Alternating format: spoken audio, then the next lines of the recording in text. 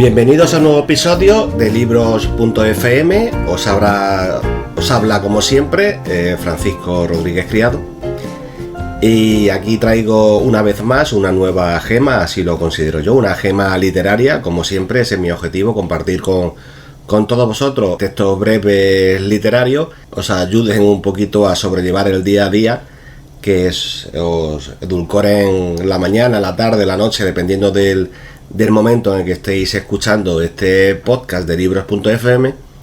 Y hoy os traigo un cuento sencillo, no es un cuento ambicioso, pero es un cuento que funciona magníficamente bien. Es un cuento del escritor uruguayo Mario Benedetti, un habitual en los espacios literarios donde yo trabajo, o en los que yo trabajo, por decirlo mejor. En esta ocasión es un cuento que he publicado en narrativabreve.com, y no lo he publicado por voluntad propia, o por decirlo con propiedad, no lo he publicado porque yo lo haya escogido, sino porque lo ha escogido una escritora, Paz Montserrat Rebillo, una escritora catalana, a la que le pregunté qué cuento, qué relato podía incluir en la sección de 1001 cuentos, que, como bien sabéis los que seguís este espacio o los que seguís un poquito la trayectoria que yo tengo como divulgador literario, es una sección que yo considero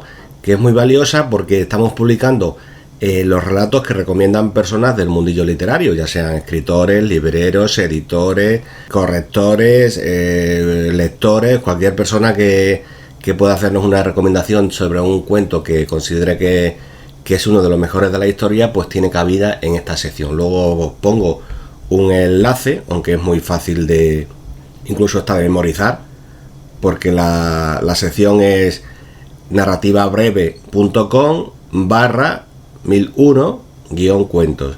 Ese 1001 escrito con números. Por ahora llevamos 160 y tantos cuentos, 163 me parece que es este, y entonces me apetecía compartir con vosotros esta grabación, leeros el cuento, porque yo creo que va a ser de vuestro agrado, ¿no? El cuento ya tiene un título un poquito original, o muy original, que es un boliviano con salida al mar, jugando con esa expresión hecha de que siempre se ha hablado de que Bolivia no tenía salida al mar. Y entonces pues él lo juega con esa imagen, y el texto del cuento, el relato, se llama Un boliviano con salida al mar, de Mario Benedetti.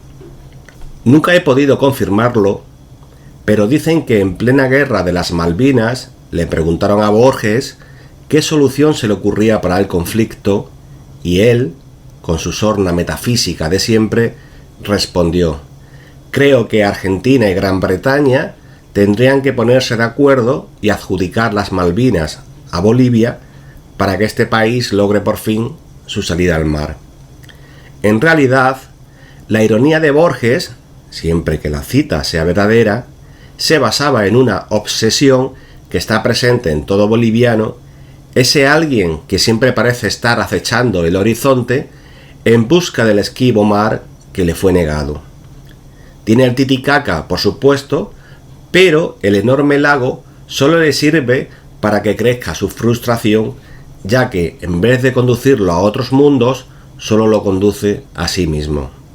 De todas maneras, cuando algún boliviano llega al mar, aunque éste sea lejano, siempre se trata de un blanco, nunca de un indio. Hubo un indio, sin embargo, nacido junto a las minas de Oruro, que por un extraño azar pudo alcanzar el mar prohibido. Debió ser un niño simpático y bien dispuesto, ya que una dama paceña, que estaba de paso en Oruro y pertenecía a una familia acaudalada, lo vio casualmente y se lo trajo a la capital allá por los años 50. Rebautizado como Gualberto Aniceto Morales, aprendió a leer y aprendió a servir. Y también lo hizo que cuando sus patrones viajaron a Europa, lo llevaron consigo, no precisamente para ampliar su horizonte, sino para que los auxiliara en menesteres domésticos. Así fue que el muchacho, que para ese entonces ya había cumplido 15 años, pudo ir coleccionando en su memoria imágenes de mar. desde la tibieza verde del Mediterráneo hasta los golfos helados del Báltico. Cuando al cabo de un año sus protectores regresaron, Gualberto Aniceto pidió que lo dejaran viajar a su pueblo para ver a su familia. Allí, en su pobreza de origen, en la humilde y despojada querencia, ante la mirada atónita y el silencio compacto de los suyos, el viajero fue informando larga y pormenorizadamente sobre farallones, olas, delfines, astilleros, mareas, peces voladores, buques cisternas, muelles de pescadores, faros que parpadean, tiburones, gaviotas, enormes transatlánticos. No obstante, llegó una noche en la que se quedó sin recuerdos y cayó. Pero los suyos no suspendieron su expectativa y siguieron mirándolo, esperando, arracimados sobre el piso de tierra y con las mejillas hinchadas por la coca. Desde el fondo del recinto llegó la voz del abuelo, todavía inexorable, a pesar de sus pulmones carcomidos, y dijo: ¿y qué más? Gualberto Aniceto sintió que no podía defraudarlos. Sabía por experiencia que la nostalgia del mar no tiene fin. Y fue entonces, solo entonces, que empezó a hablar de las sirenas.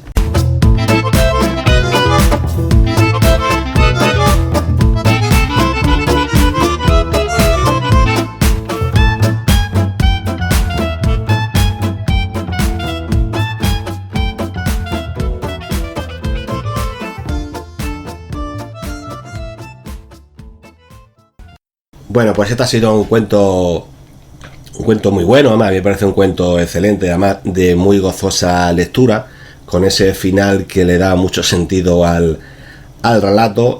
Forma parte de un libro de Mario Benedetti que se llama Despistes y franquezas, publicado en 1989.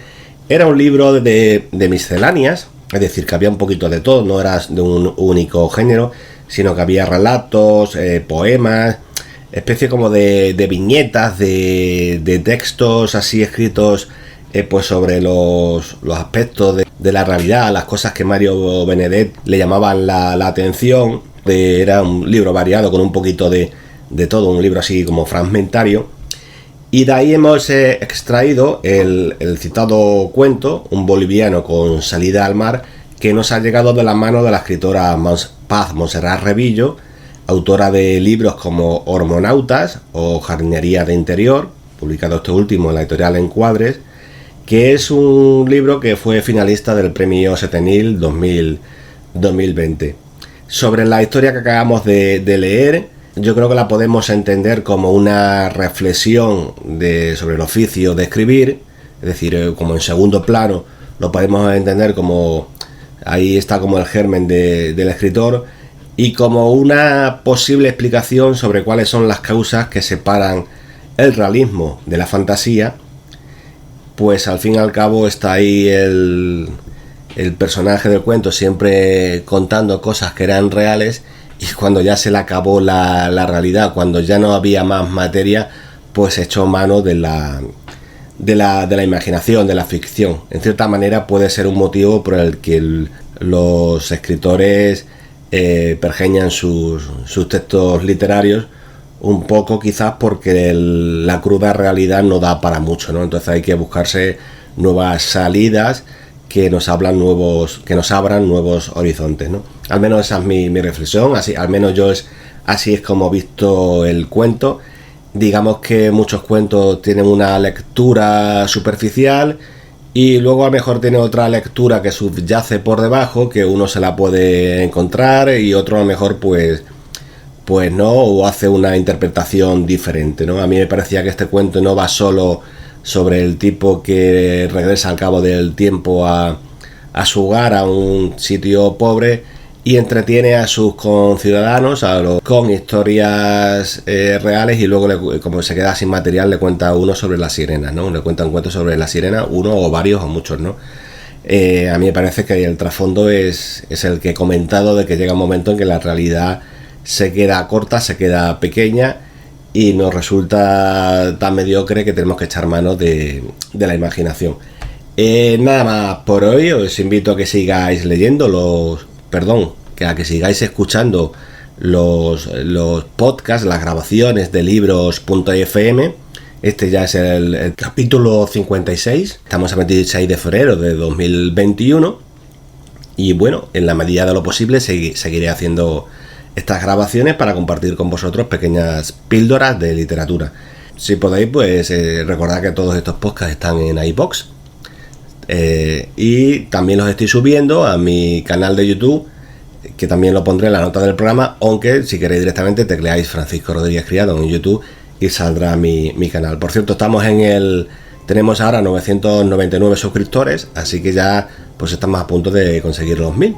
No es que sea una cifra espectacular, pero bueno, si hay 1000 personas que en un momento dado, antes o después, se benefician de estos textos, de estos textos literarios, pues mira, hemos cumplido la misión. Hablo en plural majestático, un poco para escapar la obviedad de que lo estoy haciendo yo todo solo, ¿no?